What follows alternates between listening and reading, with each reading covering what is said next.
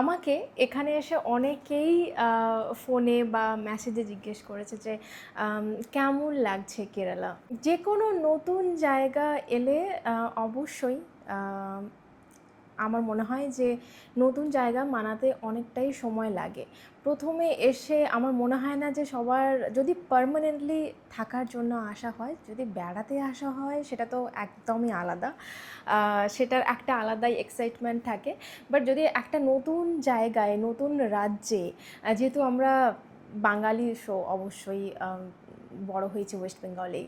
So West বেঙ্গলে না গিয়ে আমরা চাকরির সূত্রে, অবশ্যই আমার হাজব্যান্ডের চাকরির সূত্রে কেরালা আসা।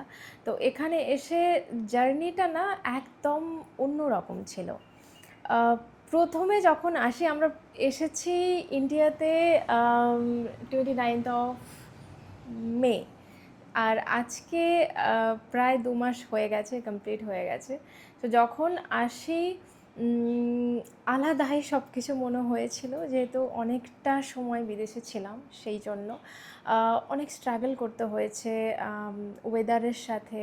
এমনকি আমি যখন প্রথম আসি, খুব ভালো করে মনে আছে, অনেকটা সময় ঠান্ডা ওয়েদার থাকার জন্য যখন আসি প্রচুর গরম লাগতো, এবং আমার চুলের যে একটা স্ট্রাকচার, সেটাও চেঞ্জ হয়ে গেছিলো, প্রচুর পরিমাণে রাফ এখনও আছে, বাট সেটা আস্তে আস্তে কিন্তু চেঞ্জ হচ্ছে, আমি সেটা বুঝতে পারছি। তাছাড়া আরও অনেক কিছু চেঞ্জ হয়ে গেছে, একটা মেন্টাল স্ট্রেসও কিন্তু কাজ করছিল।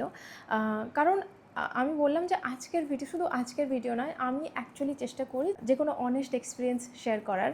তো সেটাই করছি। যখন প্রথমে এসেছিলাম তখনকার সিচুয়েশান আর এখন আজকের আমি অনেকটা আলাদা।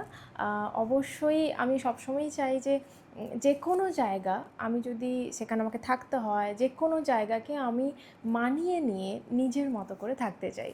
তো সেটাই চেষ্টা করছি।